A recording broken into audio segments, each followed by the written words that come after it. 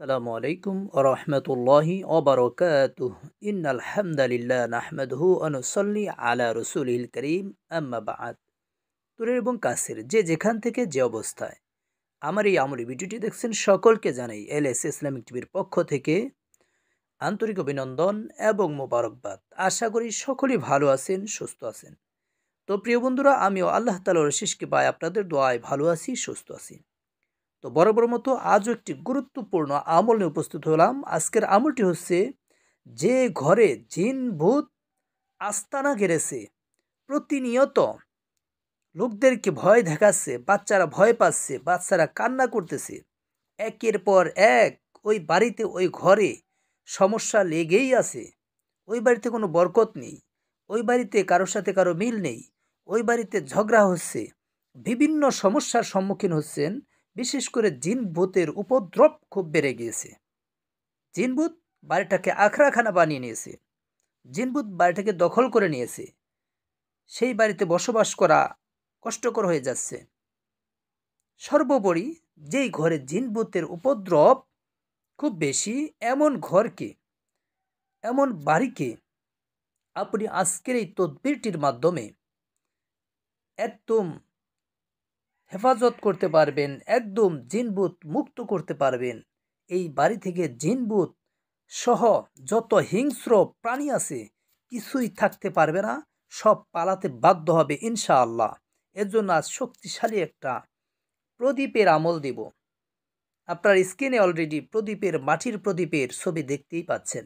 হ্যাঁ, আজ আমি এই প্রদীপের মাধ্যমে এমন একটা সহজ আমল বলে দেব, যেই আমলটির মাধ্যমে আপনি খুব সহজে এই বাড়ি থেকে জিনের উপদ্রবগুলোকে দূর করতে পারবেন।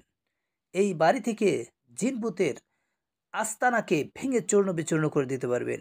জিনভূত তো ঢোকা দূরের কথা, কোনো হিংস্র প্রাণী ওই ঘরের ভিতরে, এই বাড়ির ভিতরে ঢুকতে পারবে না।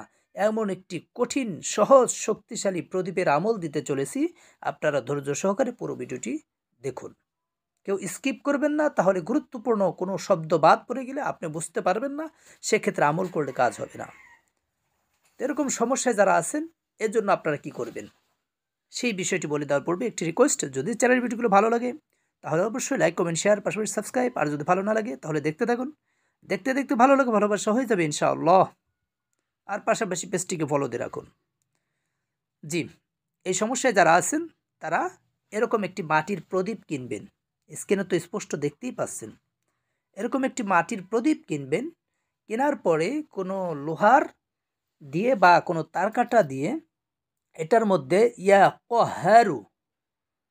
কহারু মহান রব্বুল আলমিনের এই নামটি 7 বার লিখবেন। দাগ টেনে টেনে লিখবেন, সুন্দর করে সাইড দাও লিখতে পারেন বা ভিতরের অংশ লিখতে পারেন। সম্ভবত যেখানে তেল দেওয়া হয়েছে এইখানে লিখলে সবচেয়ে বেশি ভালো হবে। এখানে ইয়া কহারু আরবিতে লিখবেন, 7 বার লিখবেন। এরপরে লেখা যখন হয়ে যাবে তখন আপনাকে যেই কাজটি করতে হবে, এই প্রদীপের মধ্যে পর্যাপ্ত পরিমাণের তেল দিতে হবে, পর্যাপ্ত পরিমাণের তেল দিতে হবে। দেওয়ার পরে এই প্রদীপের মধ্যে এরকম একটি সুতা দিয়ে পলিতা বানিয়ে বা সলিতা বানিয়ে আপনি এটাকে জ্বালাবেন একটা নির্দিষ্ট সময় মতো, এবং তেল যতক্ষণ থাকবে ততক্ষণ জ্বালাবেন। এরপরে আবার পুনরায় তেল পরিপূর্ণ করে পরের দিন আবার জ্বালাবেন নির্দিষ্ট সময়। এজন্য যদি 1 ঘন্টা লাগে 1 ঘন্টা জ্বালাবেন, 2 ঘন্টা লাগলে 2 ঘন্টায় জ্বালাবেন। তবে আমলটি প্রতিদিন একই সময়ে টানা 11 দিন করবেন, টানা 11 দিন করবেন। তবে সাবধান, খুবই সাবধান।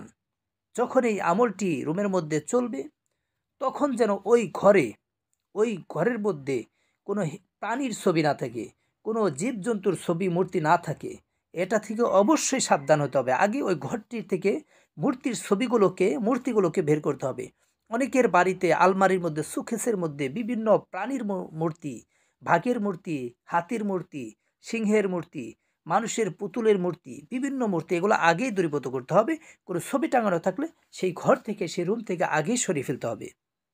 যদি এটি না করেন, এরপরে এই তদবিরটি প্রয়োগ করেন, তাহলে হিতে বিপরীত হবে। এর কুফল আপনাকে অবশ্যই ভোগ করতে হবে, এটা উল্টা হয়ে যাবে। তো এই জন্য আপনাদের কাছে অনুরোধ, যারা এই আমলটি করতে চান অবশ্যই ওই রুমটাকে আগে মূর্তি, ছবি, প্রাণীর ছবি, জীবজন্তুর ছবি থেকে মুক্ত করুন। এরপরে এই প্রদীপের মধ্যে ইয়া কহারু 7 বার লিখে পবিত্র তেল, ভালো তেল, কোনো নাপাক তেল না, ভালো তেল হতে হবে, পবিত্র তেল দিয়ে টানা 11 দিন জ্বালান প্রদীপটা। ইনশাআল্লাহ 11 দিনের পর থেকে নিয়ে এই ঘরে জিনভূত ঢোকা তো দূরের কথা, কোনো হিংস্র প্রাণীও ঢুকতে পারবে না ইনশাআল্লাহ। তো আশা করি সকলেই ভিডিওটি বুঝতে পেরেছেন, আমলটি বুঝতে পেরেছেন। এটি একটি খুবই পাওয়ারফুল, শক্তিশালী, সহজ আমল। তো সকলকে এজাজত দেওয়া হলো। এরপরে পরিপূর্ণ এজাজতের জন্য অবশ্যই আপনারা একটা কমেন্টস করবেন, বিশেষ করে সাল্লাল্লাহু আলাইহি ওয়াসাল্লাম এই শব্দটা লিখবেন এবং কোথা থেকে দেখছেন সেই বিষয়টি উল্লেখ করবেন। কিভাবে লিখবেন? সাল্লাল্লাহু আলাইহি ওয়াসাল্লাম লিখে আপনার জেলার নামটি বলবেন। এতে করে আপনাদেরকে পরিপূর্ণ এজাজত দেওয়া হবে। তো এই আমলটি করুন ইনশাআল্লাহ। আল্লাহ চাহে তো এই আমলের ফজিলতে আপনার বাড়ি থেকে জিনভূত হিংস্র প্রাণী পালিয়ে যাবে ইনশাআল্লাহ। সকলে সুস্বাস্থ্য কামনা করছি, ভালো থাকুন, সুস্থ থাকুন। কারো কোনো আমল লাগলে অবশ্যই জানিয়ে দিন। আসসালামু আলাইকুম ওয়া রাহমাতুল্লাহি ওয়া বারাকাতুহু।